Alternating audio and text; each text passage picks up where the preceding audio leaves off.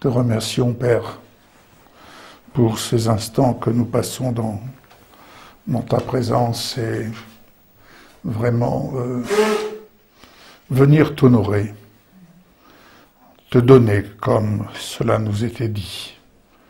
Et nous savons qu'en te donnant, tu nous manifestes plus glorieusement encore ta présence. Tu nous manifestes plus glorieusement encore ta richesse pour nous montrer et nous témoigner que tu es notre roi, roi de gloire. Tu es notre Christ glorifié. Et c'est à toi que nous rendons ce culte. C'est à toi que nous adressons notre louange, notre reconnaissance pour tout ce que tu as opéré tout au long de cette semaine, tout ce que tu es venu témoigner en réponse aux diverses prières qui sont montées par devant toi. Merci Seigneur Jésus, tu es notre Christ glorifié. Tu es notre Christ glorifié. Merci pour le Saint-Esprit qui nous entraîne dans le sentier de ta gloire. Merci Père, et merci de manifester dans ce lieu et à partir de ce lieu, à l'encontre de tous ceux qui seront au bénéfice de ce que nous partageons ce matin. Eh bien, merci de venir témoigner à chacun l'œuvre de ta gloire, l'œuvre de ta résurrection, l'œuvre de ta générosité, sachant que nous sommes ton ouvrage et nous avons été créés en toi, Seigneur Jésus-Christ. Nous avons été créés pour mettre en pratique les œuvres que tu as préparées d'avance. Ces œuvres, c'est toi qui les as préparées et nous n'avons juste qu'à les apporter à la lumière au milieu de ce monde de ténèbres. Merci, dans le nom de Jésus. Amen. Amen. Il est un fleuve coulant du cœur de Dieu. C'est le grand fleuve d'un amour merveilleux. Je vais y boire, son amour me remplit, et sa victoire m'anime de l'esprit.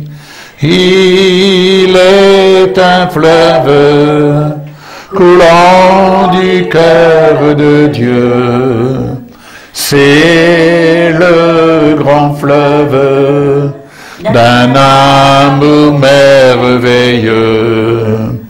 Je vais y boire, son amour me remplit, et sa victoire m'anime de l'esprit.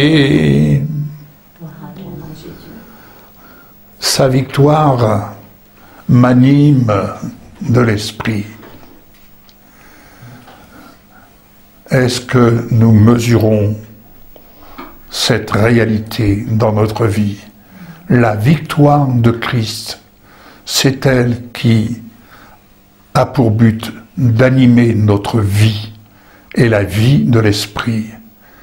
Et si donc sa vie anime mon esprit, cela doit se voir, cela doit se manifester dans le quotidien, cela doit se manifester dans ma façon de voir les choses, cela doit se manifester dans la façon de m'exprimer, cela doit se manifester dans ma façon de regarder les autres. Cela se manifeste parce que c'est avant tout la vie de Christ qui se manifeste, qui vient animer mon esprit.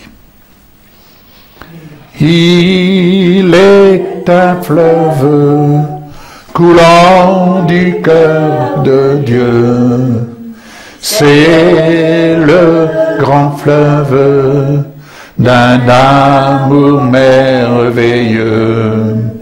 Je vais y boire, son amour me remplit, et sa victoire m'anime de l'esprit. Si donc sa victoire m'anime de l'esprit, c'est une vie de résurrection. C'est une vie de résurrection. Et c'est le sujet que je vais vous partager ce matin. Vivre la résurrection. Pour vivre la résurrection, cela sous-entend que c'est avoir connu la mort. Et il y a une phrase qui m'a fortement interpellé, que nous trouvons dans l'évangile de Matthieu, au chapitre 27, à partir du verset 46. C'est Jésus qui parle. Et vers la 9e heure, enfin Jésus, oui, vers la 9e heure, Jésus s'écria d'une voix forte. Élie, Élie, lama sabachthani. C'est-à-dire, mon Dieu, pourquoi m'as-tu abandonné? Pourquoi m'as-tu abandonné? N'avez-vous jamais connu ce sentiment d'être abandonné? Combien ai-je de fois entendu « Ah, le Seigneur m'a abandonné ». En fait, ce sentiment, nous l'avons tout simplement parce que nous sommes dans un corps mort. Puisque nous sommes morts dans nos offenses, nous sommes donc dans un corps mort. Mais ici, pourquoi Jésus a-t-il connu cet abandon? Et c'est cela qu'il faut prendre en compte et comprendre pourquoi Jésus a connu cet abandon. Le Père l'a abandonné un instant. Pour la simple et bonne raison, c'est qu'il était dans un corps comme le vôtre, comme le mien. Et tout au long de son ministère, de son parcours au milieu de notre humanité, Jésus a cheminé et il nous est dit qu'il s'est chargé de nos maladies. Il a pris sur lui nos douleurs. Au point qu'il n'avait rien pour attirer le regard, nous dit la parole. Au point que il est lui-même tombé malade. Vous savez qu'il est tombé malade dans le jardin de Gethsémani, puisqu'il a connu la pire des souffrances que l'homme peut connaître, à savoir, il a sué des grumeaux de sang. Une maladie rarissime, mais il a connu cela. Pourquoi? Et il s'est retrouvé seul, les disciples qui étaient là, qui étaient endormis. Mais il a connu ce moment, tout simplement parce que c'était la mission, c'était le but, puisqu'il a été tenté comme nous en toutes choses, mais il a pris sur lui. Je vais prendre une expression, vous m'en pardonnerez peut-être le vocabulaire. Il a ramassé sur terre tout ce qui traînait dans le monde des ténèbres.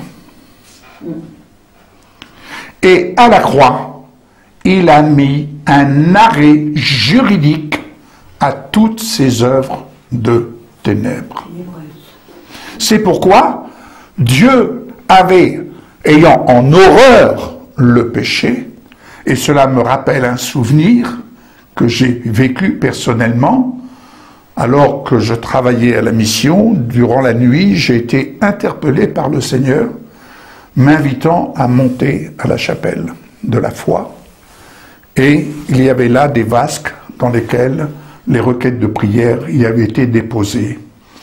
Et tandis que je priais, poussé par l'Esprit, je priais pour toutes ces requêtes. Et je me suis mis à pleurer devant ces requêtes. Et le Seigneur de me dire, si tu voyais l'horreur du péché, tu tomberais mort. Et ici, le Seigneur a donc été abandonné. Mais cet abandon, c'était le nôtre. Nous étions abandonnés à cause de toutes les iniquités, à cause de ce que notre corps ne reflétait plus la gloire de Dieu telle qu'Adam et Ève pouvaient le refléter. Bien, nous n'allons pas en rester là. Nous allons passer de l'autre côté de la croix. Nous allons passer de l'autre côté de la croix parce que au verset 50, Jésus poussa de nouveau un grand cri et rendit l'esprit. Vous connaissez cette phrase, tout est accompli. Verset 51, il nous est dit, et voici le voile du temple se déchira en deux, depuis le haut jusqu'en bas. La terre trembla, les rochers se fendirent. Et il y a là un verset dont on parle peu. Reconnaissons, on en parle peu, on le survole. Il faut avouer qu'il nous dérange. Il nous dérange parce qu'on ne capte pas au niveau de l'intelligence une telle réalité qui dépasse notre entendement. Mais il nous est dit, les sépulcres s'ouvrirent. Et quand je lis ça, permettez, je fais une pause, cela me ramène le jour où le Seigneur m'a délivré des ténèbres et que la première prière que j'ai eue formulée, Seigneur, donne-moi du travail pour que je puisse payer ce pasteur afin qu'il aille porter ce message libérateur à ceux qui sont dans les sépulcres. Je ne connaissais pas la parole de Dieu, je ne connaissais aucun élément. Mais je retrouve ici, et cela me ramène, Seigneur, combien sont dans les sépulcres, sont dans la mort, n'est-ce pas? Mais il nous est dit, et plusieurs corps des saints qui étaient morts ressuscitèrent. Verset 53, étant sortis des sépulcres. Ils sont sortis des sépulcres, ils étaient vivants. Tout comme Jésus, ressuscité, était vivant. Il est allé rendre visite à ses disciples, il a mangé avec eux, il est passé au travers des murs. Réalisons que Jésus n'était plus soumis aux lois de ce monde. Il n'était plus soumis à la matière. Il était esprit, âme et corps glorifiés, n'est-ce pas? Et ainsi, l'espace-temps s'était terminé. Et ainsi, étant sortis des sépulcres après la résurrection de Jésus, ils entrèrent dans la ville sainte et apparurent à un grand nombre de personnes. Cela veut dire que les personnes ont découvert l'ensemble de ces ressuscités qui n'étaient plus dans ce corps mort, mais des corps vivants avec l'empreinte du Christ. Amen. Essayons d'imaginer ce qui a pu se produire à ce moment-là, n'est-ce pas? Et on voit au verset 54, le centenier et ceux qui étaient avec lui pour garder Jésus, ayant vu le tremblement de terre et ce qui venait d'arriver, furent saisis d'une grande frayeur et dirent, assurément, cet homme était le Fils de Dieu. Donc, plusieurs corps des saints qui étaient morts ressuscitèrent. Alléluia. Pouvons-nous comprendre, passer d'un état de corps mort au corps vivant en Christ. 1 Corinthiens, chapitre 15. 1 Corinthiens chapitre 15, verset 20.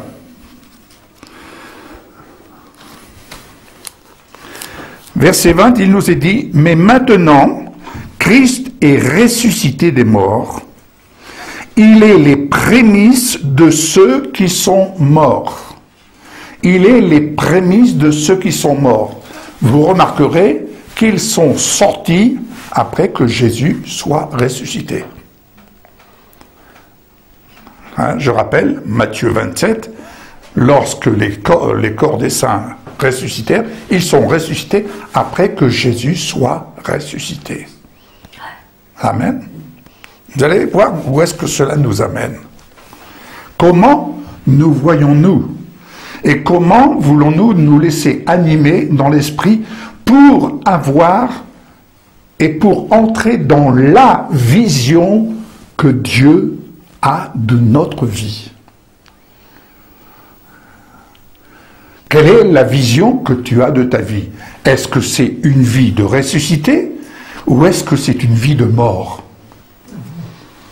Si c'est une vie de ressuscité, eh bien, tu vas aller de perfection en perfection. Amen. Donc, Christ ressuscité, il est les prémices de ceux qui sont morts. Éphésiens, chapitre 2. Ça nous permet de faire une petite étude ou un rappel. Ça, c'est le verset principal, je dirais. Je lirai à partir du premier verset du chapitre 2 jusqu'au verset 10. Vous étiez morts par vos offenses et par vos péchés, dans lesquels vous marchiez autrefois, selon le train de ce monde, selon le prince de la puissance de l'air, de l'esprit qui agit maintenant dans les fils de la rébellion. Vous étiez morts, nous étions dans un corps mort à cause de nos offenses. Amen, soyons clairs. Mais maintenant, en Christ, nous avons la possibilité de devenir corps vivant. En saisissant par le moyen de la foi cette réalité de la résurrection. Nous tous, au verset 3, nous tous aussi, nous étions de leur nombre, et nous vivions autrefois selon les convoitises de notre chair, accomplissant les volontés de la chair et de nos pensées, et nous étions par nature des enfants de colère comme les autres. Quand je lis ce verset, la question qui se pose à moi, je vis comment aujourd'hui? Quand j'ai rencontré le Seigneur, alléluia, je suis passé d'un état à un autre état. Mais je dois poursuivre cette vie avec le Seigneur. Et non pas me laisser aller selon mes pensées, non pas me laisser aller selon la chair. Parce que j'ai quelque chose à saisir, j'ai la couronne de gloire à aller me saisir. Et je suis au bénéfice de la victoire de Jésus.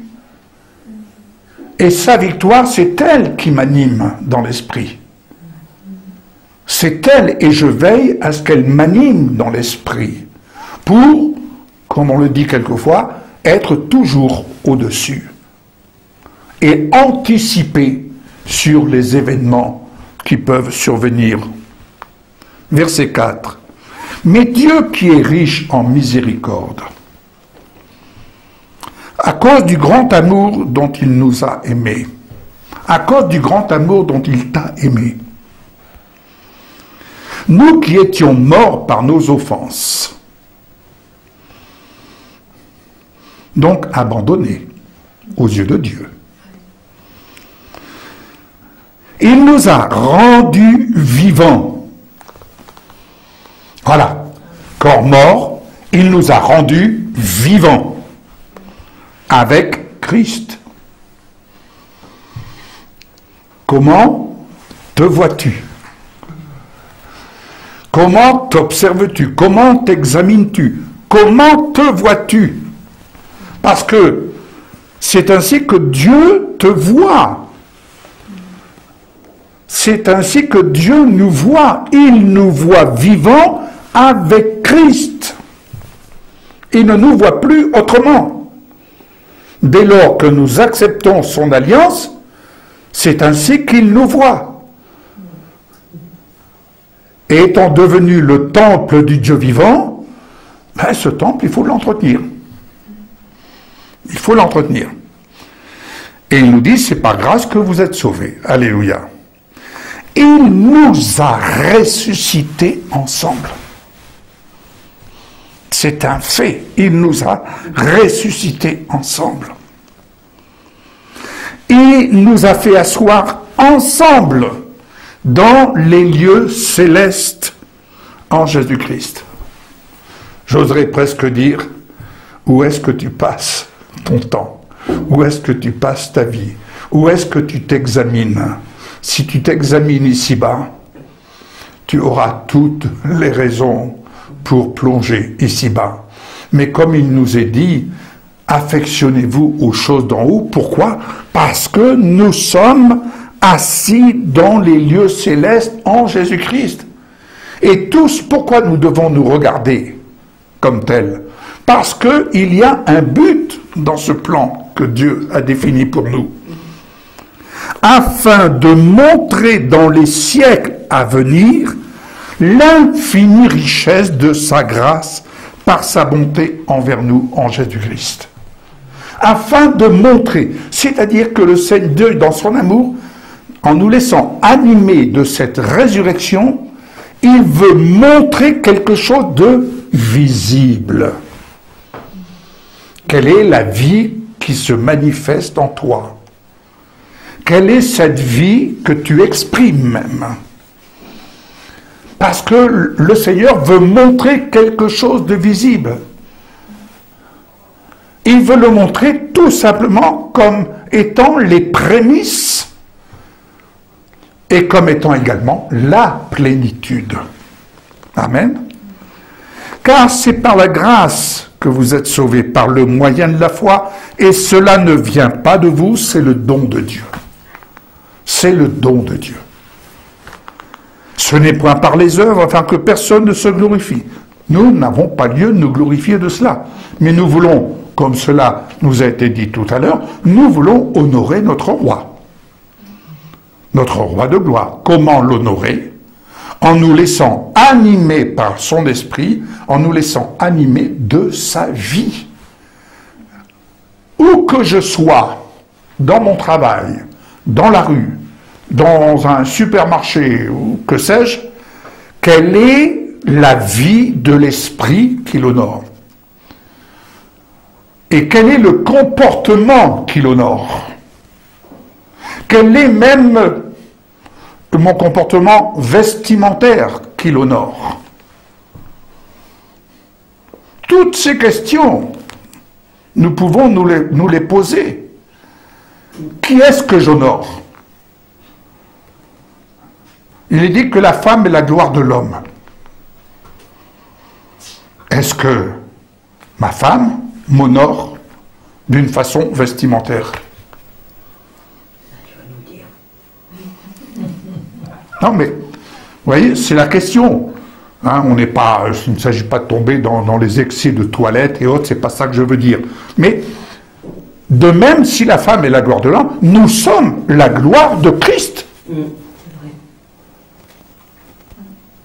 Et à plus forte raison, comme cela nous était rappelé tout à l'heure par notre amie Christine, lorsque les mages sont arrivés, ils sont arrivés avec des présents. C'était pas, c'était pas de la pacotille. C'était des présents. De l'or. Des tissus de belle qualité. Il y a des endroits où nous avons été, j'avoue que j'ai été gêné de la façon dont nous étions accueillis. Entendons bien, je ne parle pas de nous, mais dont le Seigneur en fait était accueilli. Quand vous entendez cette expression, ils mangent avec nous ce soir, ah ben ils mangeront ce qui reste dans les gamelles.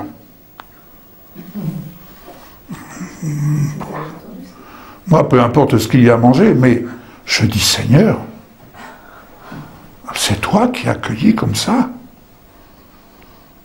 Ça me choque. Il y a de quoi être choqué. Ce n'est pas une expression. Voilà. Bon, je ne vais pas m'étaler là-dessus. Ainsi, car nous sommes, verset 10, car nous sommes son ouvrage, ayant été créés en Jésus-Christ pour de bonnes œuvres que Dieu a préparées d'avance afin que nous les pratiquions. Alléluia. Afin que nous les pratiquions.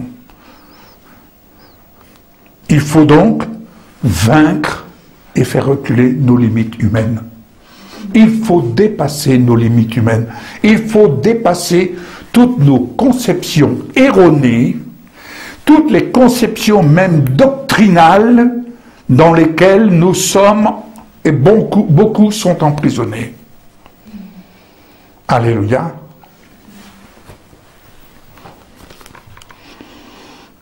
Colossiens, chapitre 1er.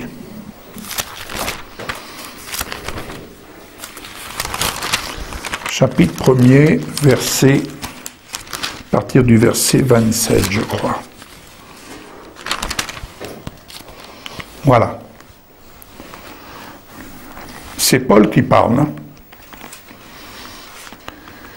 Dieu a voulu leur faire connaître la glorieuse richesse de ce mystère parmi les païens. Savoir, Christ en vous, l'espérance de la gloire.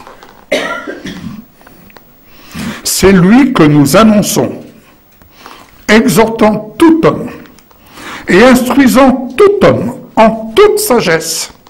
Et tenez-vous bien, afin de présenter à Dieu tout homme devenu parfait en Christ. C'est à quoi je travaille en combattant avec sa force qui agit puissamment en moi. Sa force qui agit puissamment en moi. Mais voilà, l'apôtre Paul met l'accent sur Christ en nous, l'espérance de la gloire. Est-ce que cette espérance de la gloire reflète Christ en toi? Question. Et Paul dit, c'est lui que nous annonçons. Vous en conviendrez, nous annonçons, en ce qui nous concerne, Christ glorifié. Nous annonçons Christ glorifié parce que tout cela se passe de l'autre côté de la croix. Je souligne que la croix reste incontournable. La croix est simplement un arrêt juridique sur toutes les œuvres des ténèbres et qui nous permet de passer d'un état à un autre état. En acceptant l'alliance de Jésus, tu passes à un autre état.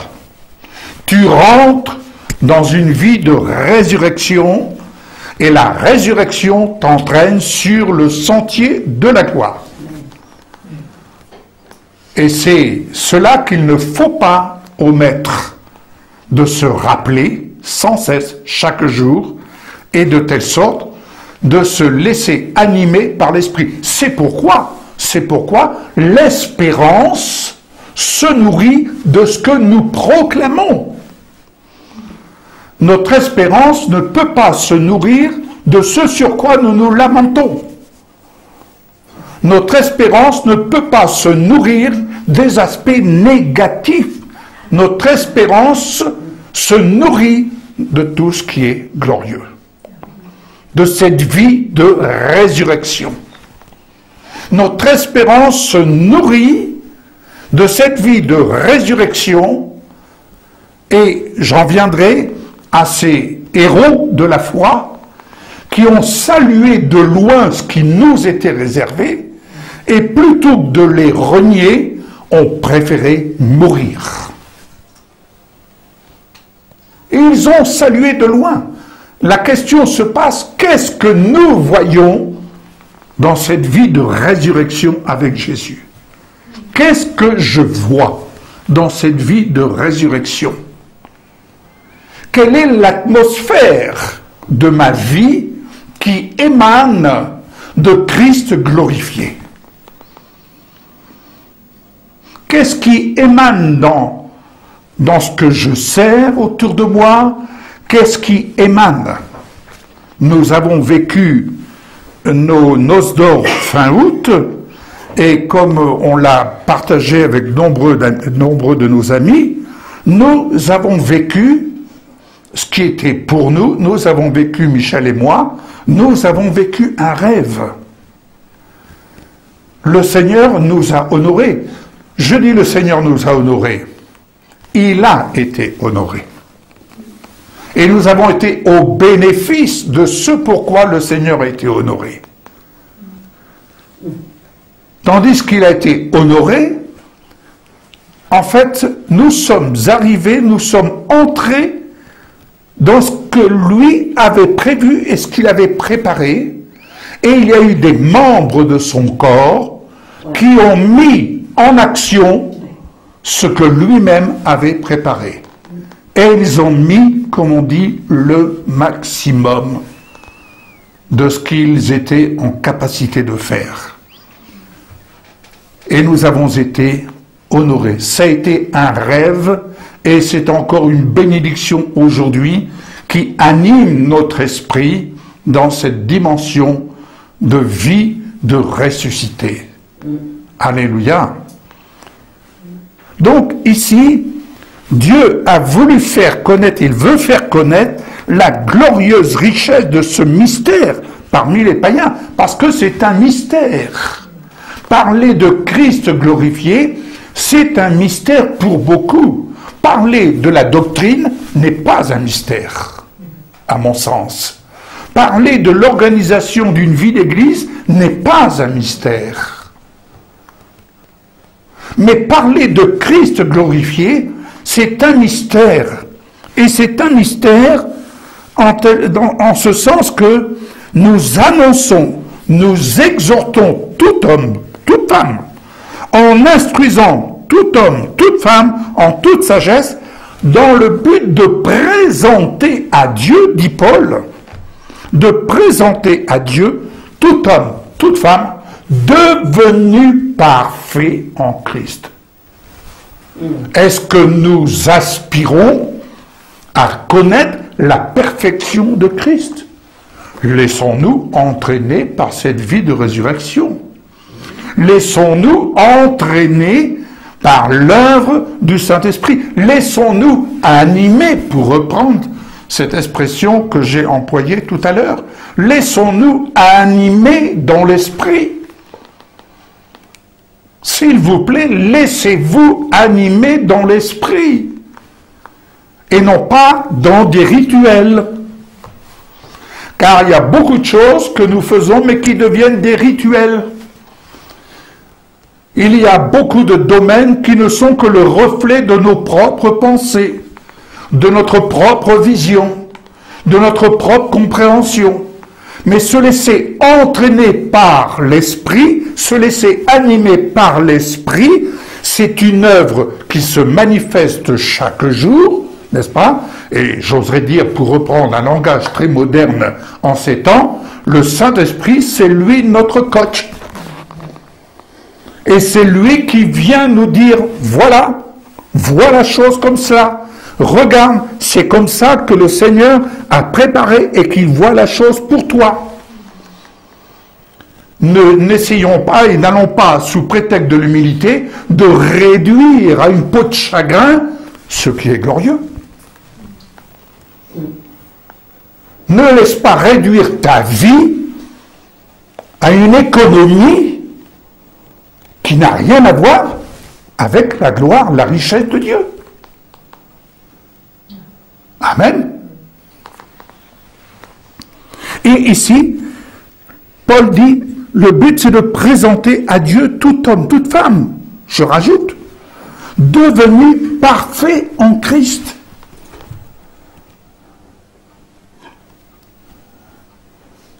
Et ça, c'est un travail personnel que chacun doit opérer. Et nous devons nous encourager en ce sens. Nous devons nous encourager mutuellement. Alléluia. Et ça, c'est un travail qui se fait par les voies médiatiques qui sont là à notre disposition. Soyez bénis, vous qui suivez cette vidéo, et entendez ce que l'Esprit est en train de dire. 2 Corinthiens 11. 2 Corinthiens 11, j'ai trouvé un verset, ce que Paul explique, c'est merveilleux. Animés par l'Esprit, laissez-vous animer par l'Esprit. Je lirai à partir du verset 1er au verset 6, 2 Corinthiens 11. Paul dit ceci. Le ministère de l'apôtre Paul est opposé aux faux prophètes. Vous savez, les faux prophètes, en fait, vous ramènent soit qu'ils vous font courir et vous devenez dépendant des prophètes, ou le prophète vous conduit, le véritable prophète, il vous conduit à Christ. Et le vrai prophète vous amène à dépendre de Christ. Amen. Oh, si vous pouviez supporter de ma part un peu de folie. C'est vrai, quand on parle de Christ glorifié, c'est de la folie pour le monde. Mais oui, supportez-moi, dit Paul, car je suis jaloux de vous, d'une jalousie de Dieu, parce que je vous ai fiancé à un seul époux. Je vous ai fiancé à un seul époux, pour vous présenter à Christ comme une vierge pure. Je suis sûr que la première des choses qui peut vous venir à l'esprit, et il faut reconnaître la petite voix qui sort d'outre-tombe, tu te prends vraiment pour une vierge pure. Et il va vous montrer toutes vos imperfections. Il va vous montrer toutes les imperfections. La foi, c'est apprendre à te regarder comme Dieu te voit dans le Christ. La foi, c'est ça. Et tu n'as pas besoin d'avoir ce que tu appelles une grande foi, qui n'est qu'en définitive un ballon qui, à la première épreuve, c'est comme une aiguille, pop, le ballon, il crève. Il n'y a plus de foi. Il ne faut pas confondre la foi positive, qui est un ballon qui s'envole et qui t'emmène dans les nuages, avec la graine de foi. La graine de foi épurée de tout ce qu'on a pu enrober par de la doctrine, par des pensées, que sais-je. Jésus a dit, si vous aviez la foi comme un grain de sénévé, une graine de moutarde, vous diriez à cette montagne, ôte-toi de là. Si vous ne doutiez point, cela arriverait. Autrement dit, la foi d'un grain de sénévé, je la compare à la capacité, à la possibilité qu'un enfant a quand il dit « je crois en Dieu » ou « je crois Dieu ». Parce qu'il est difficile de venir comme un enfant. Mais un enfant, il n'est pas enrobé dans sa conscience de tous les paramètres que nous pouvons ajouter. De tous les paramètres que nous pouvons ajouter, oh, il a une grande foi. Ça ne veut rien dire. Oh, augmente-moi la foi. Ça ne veut rien dire. Ce qui importe, c'est la qualité de la foi. Et la foi qui te permet de vivre dans la résurrection, plus tu avances dans cette vie de ressuscité, plus ta foi, elle est épurée, épurée, épurée, épurée. Amen. Et lorsque cette foi, tu la fais agir en toute simplicité, eh bien, tu vois les résultats. Tu vois les résultats. Tu n'as pas besoin de t'exciter. Tu as besoin de te laisser animer dans l'esprit. Alléluia. Ainsi, je vous ai fiancé à un seul époux pour vous présenter à Christ comme une vierge pure. Toutefois, de même que le serpent séduisit Ève par sa ruse, je crains que vos pensées ne se corrompent et ne se détournent de la simplicité à l'égard de Christ. Il est compliqué d'être simple, mais il n'est pas simple d'être compliqué. Car si quelqu'un vient vous prêcher un autre Jésus que celui que nous avons prêché, entendons par là Christ glorifié. D'accord? Christ glorifié. Ou un autre évangile que celui que vous avez embrassé, vous le supportez fort bien. Il est difficile, il faut le dire, lorsqu'on prêche Christ glorifié, il est difficile pour beaucoup d'entendre cela parce que, vous savez, nous, voilà, on parle de ceci, on parle de cela, on parle des agapes, on parle de toutes ces choses-là. Ok, voilà. Mais nous sommes parvenus, et l'Esprit de Dieu nous fait progresser, nous parvenons à un stade où, bien aimés, nous devons viser la perfection de Christ. Et vous en conviendrez, comme je le partageais ce matin avec un frère dans le ministère, nous sommes dans des temps où nous ne pouvons plus nous permettre de jouer. Les situations autour de nous peuvent se manifester, on ne sait où, à n'importe quel endroit. Alors, tant que c'est loin de nous, on se dit « Oh, mais c'est là-bas. Oh, mais c'est normal là-bas. » Non, même autour de toi, ça peut arriver à n'importe quel moment.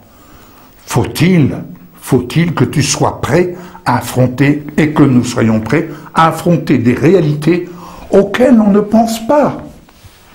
Auxquelles on ne pense pas. Nous sommes confrontés, Michel et moi, à une réalité concernant notre fille aînée.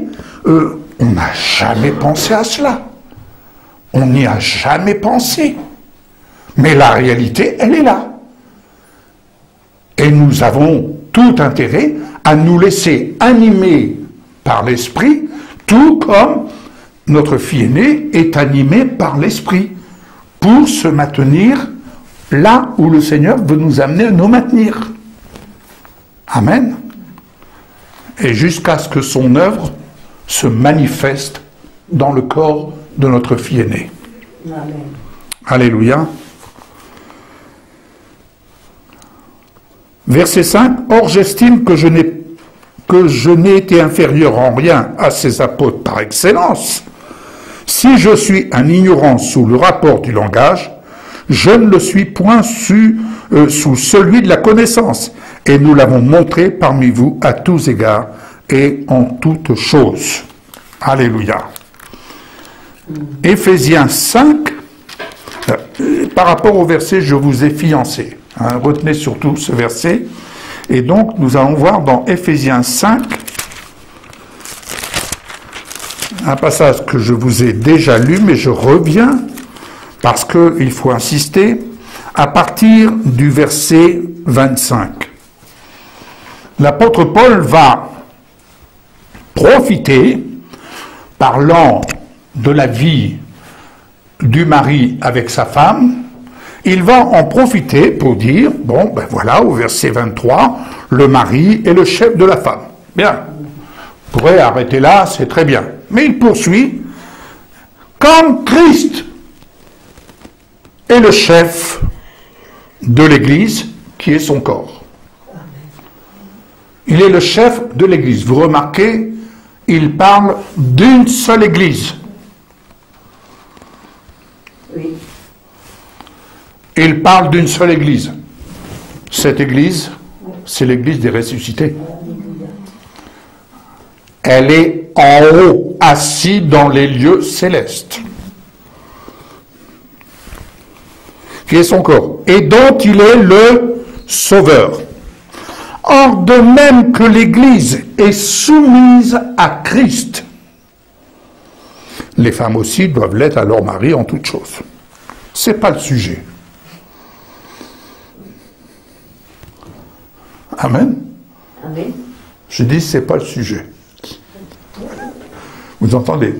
Je ne suis pas là pour... je ne veux pas rentrer dans des débats, c'est pas le sujet. Mais suivez-moi. Marie, que chacun aime sa femme comme Christ a aimé l'Église et s'est livré lui-même pour elle. Abandonné, il a donné sa vie et il nous entraîne avec lui. Il nous prend avec lui. Il s'est livré lui-même pour elle afin de la sanctifier en la purifiant et en la lavant par l'eau de la parole, pour faire paraître devant lui cette Église glorieuse, sans tache, ni ride, ni rien semblable, mais sainte, irréprochable. Autrement dit, une vierge pure. Ah oui. Comment te regardes-tu? Tu te vois avec tous tes péchés, avec toutes tes offenses, enfin tout ce qui va de travers? Ça, c'était avant la croix. C'était les œuvres de la chair. Tant que tu prends soin de ton corps mort, tu considères ton corps mort, tu seras entraîné outre-tombe. Mais apprends à te regarder comme Dieu désormais te voit en Christ. Christ en toi, l'espérance de la gloire. Et laisse-toi animer de l'esprit pour entrer dans cette dimension de gloire et parle, proclame cette dimension de gloire, nourris ton espérance. Nourris ton espérance. Nourrir son espérance, c'est se fortifier dans cette course, comme dit Paul, je cours pour remporter le prix, pour saisir, voire même jusqu'à vivre cette transformation esprit, âme et corps, puisque c'est possible.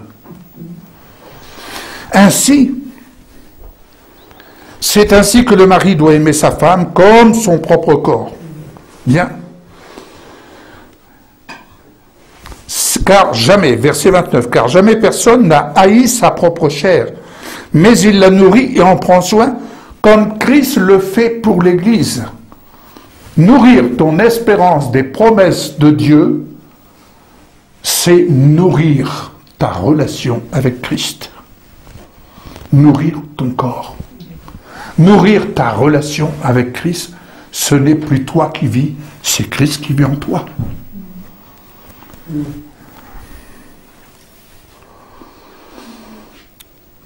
Amen. Il la nourrit et en prend soin comme Christ le fait pour l'Église. Parce que nous sommes membres de son corps. Dans certaines versions, il est mis entre crochets, membre de son corps, fait de sa chair et de ses os. Membre de son corps, on parle du corps glorifié de Jésus. Fait de sa chair et de ses os, s'il vous plaît. Nous sommes ses membres.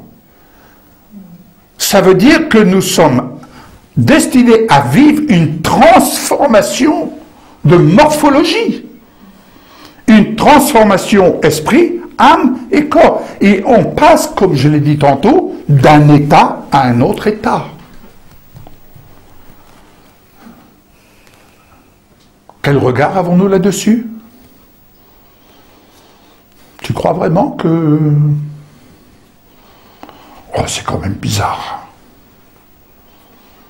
C'est bizarre quand même. Tu crois vraiment que ça veut dire ça? Écoutez, parce que nous sommes membres de son corps. C'est pourquoi l'homme quittera son père et sa mère, s'attachera à sa femme, et les deux deviendront une seule chair. Et Paul, verset 32. Ce mystère, oui, c'est un mystère. Ce mystère est grand, je dis cela par rapport à Christ et à l'Église. Amen. Amen. Réalisez notre vie de ressusciter ce qu'elle doit être. En tout cas, ce qu'elle devrait être. Et ce vers quoi l'Esprit veut nous diriger à avoir cette vie de relation réelle et non plus virtuelle. Une relation réelle. Non pas avec Jésus de Nazareth, l'homme de Nazareth, mais avec Jésus, le Christ glorifié. Amen. L'homme s'attache à sa femme pour devenir une seule chair. Et Paul dit, c'est là un mystère. C'est là un mystère. Un seul corps fait de sa chair et de ses os. Membres nous sommes. Membres nous sommes. Nous ne sommes plus membres d'un mouvement. Nous sommes membres du corps glorifié de Christ. Nous ne sommes plus membres et nous ne sommes pas destinés à être membres d'un mouvement. C'est pas ça qui doit ressortir. La véritable richesse, ce n'est pas de démontrer tel mouvement, tel mouvement. Ce n'est pas ça. Personnellement, je n'y crois pas. Même si cela existe, ce n'est pas là notre destinée. Ce n'est pas là le but que Dieu s'est fixé. Dieu s'est fixé le but afin de démontrer la véritable richesse de Christ glorifié sur la terre comme au ciel. Amen. Et la véritable richesse, Jésus guérissait les malades, rendit la vue aux aveugles. Là où il passait, il y avait une force, comme il nous est dit, il y avait une force qui sortait de lui. Je pense à cette femme qui avait une perte de sang. Elle est venue par derrière pour toucher le vêtement. Mais nous remarquons, quand elle vient par derrière, elle aurait pu venir par devant. « Oh Seigneur Jésus, guéris-moi » Non. Elle vient par derrière. Elle a repéré. Elle savait qu'en tant que, dans son état, elle ne pouvait pas toucher le vêtement du sacrificateur, le rendant impur. Mais elle a osé toucher le vêtement. Mais maintenant, je vais vous dire, ce n'est pas le fait qu'elle ait touché le vêtement qu'elle a été guérie. Jésus va dire, quelqu'un m'a touché. Les disciples, Seigneur, tu vois, tu es pressé de toutes parts. Il y a du monde autour de toi. Quelqu'un m'a touché. J'ai connu qu'une force est sortie de moi. Et c'est cette force qui a guéri cette femme qui avait une perte de sang depuis 12 ans. C'est cette force. Et en fait, cette femme, lorsqu'elle a été touchée le vêtement, elle a été en connexion avec la force qui habitait Jésus. Elle était en connexion avec la force qui habitait Jésus. Car Jésus dira, j'ai connu qu'une force est sortie de moi. Cette force, c'était la puissance de Dieu. C'était la puissance de Dieu. C'est pas le vêtement. C'est pas le vêtement. Mais elle a touché. Elle a reçu. La vie du ressuscité, c'est exactement la même chose. Tant de gens pourraient nous toucher. Ce n'est pas le fait qu'ils nous touchent, mais une force qui est en nous, en Christ, devrait se manifester pour guérir, sauver, voire même ressusciter. On va parler d'onction, on va parler de tout ça. Essayons de simplifier. Essayons de simplifier. Amen. Matthieu 25.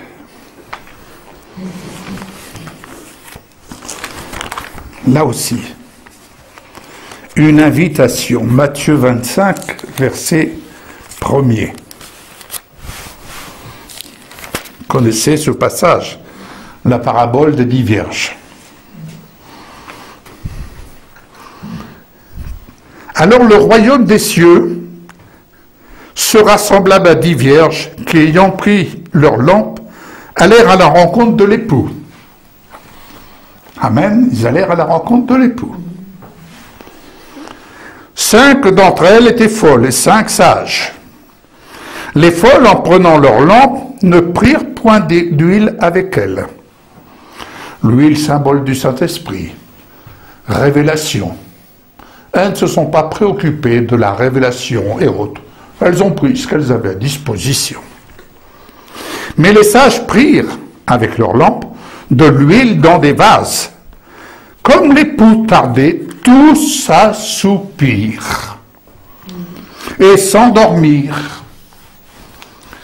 Il y en a qui ferment les yeux, qui sommeillent. Mais au milieu de la nuit, on cria, « Voici l'époux !» Mais il est dit, « Allez à sa rencontre !» Il n'est pas dit, « Voici l'époux, rendez-vous à tel endroit, il va arriver. » Non, va à la rencontre de l'époux. Toi, le ressuscité avec lui, toi qui es assis avec lui, va à sa rencontre. C'est une rencontre réelle, pas une rencontre virtuelle. Si je veux vous rencontrer, je dois me déplacer. Je viens à la rencontre de mes amis. Alors, toutes ces vierges se réveillèrent. Ah, elles ont entendu. Et préparèrent leurs lampes. Super. Les folles dirent aux sages, « Donnez-nous de votre huile, car nos lampes s'éteignent. » Ah, alors là, mes amis, à chacun sa mesure de révélation. À chacun sa mesure de révélation. À chacun de s'être laissé animer de l'esprit pour tendre à la perfection de Christ. Chacun avance avec sa mesure. Il y a des choses que je ne peux pas faire à votre place. Et je ne pourrai pas vous en donner plus. Ce que je vous donne aujourd'hui, alléluia. Mais comme disait un cher ami, ne sera bon pour vous que ce que vous mettrez en pratique. Si vous ne mettez pas en pratique, vous resterez avec des lampes avec très peu d'huile. Il s'agit de mettre en pratique, de se réveiller et de mettre en pratique et de sortir des sentiers battus. Les sages répondirent, « Non, il n'y en aurait pas assez pour nous et pour vous. Allez plutôt chez ceux qui en vendent. » Oui, il y a des vendeurs. Il y a des vendeurs. Ici-bas. Il y a des vendeurs. On vous vend beaucoup de choses. Et achetez-en pour vous. Pendant qu'elles allaient en acheter, l'époux arriva. Et celles qui étaient prêtes entrèrent avec lui dans la salle des noces. Et la porte fut fermée. Plus tard, les autres vierges vinrent et dirent, « Seigneur, Seigneur, ouvre-nous, nous voici, nous avons été achetés là. » Mais il répondit, « Je vous le dis en vérité, je ne vous connais pas. » Un serviteur de Dieu, un très cher ami, a posé un jour la question d'emblée, en introduction de son message. Vous dites que le Seigneur, vous connaissez le Seigneur. mais est-ce que lui vous connaît? Est-ce que lui vous connaît? Il ne peut connaître que la vie du ressuscité. Jésus connaît la vie du ressuscité. Autrement dit, tu dis connaître Jésus en faible partie ou en plénitude. Lui te dira peut-être, je ne te connais pas. Veille et prie, car tu ne sais ni le jour, ni l'heure. Mais comme il nous est dit plus haut, va à sa rencontre et veille à ce que ta lampe soit suffisamment éclairée de la résurrection de Christ. Amen. Amen. Et tu pourras t'asseoir avec lui dans sa gloire, dans la salle des noces. Alléluia. Amen. Amen. Alléluia. C'est clair. Laissons-nous animer de l'Esprit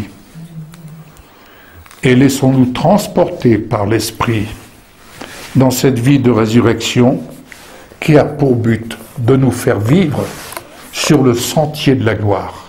Christ en nous, l'espérance de la gloire. Prions. Roi de gloire, merci pour l'œuvre à laquelle tu nous appelles. Tu nous appelles à vivre l'œuvre du ressuscité Christ glorifié. Tu nous appelles à être assis avec lui. Ainsi, nous laissant transporter de révélation en révélation, tu nous amènes à cette vie perfectible dans le ressuscité, de telle sorte que nous parvenions à la stature parfaite de Christ. Tu nous y invites en exerçant tout simplement cette mesure de foi semblable à ce grain de sénévé. Je te remercie pour mes bien-aimés, pour ceux qui nous suivent sur cette vidéo. Merci vraiment de parler à leur cœur et que chacun se laisse animer de l'esprit et se laisse ainsi entraîner dans ce sentier où tout s'écrit gloire, gloire, gloire, et que le Christ glorifié soit ainsi honoré, lui qui nous a transportés dans son royaume, lui qui nous permet aujourd'hui d'être vus par le Père dans la perfection de Christ. Oui, combien nous réalisons l'importance de se montrer tel que toi tu nous vois en Christ, et que nous puissions sur terre nous montrer tel que tu es. En Jésus-Christ, j'ai prié, Père. Amen. Amen.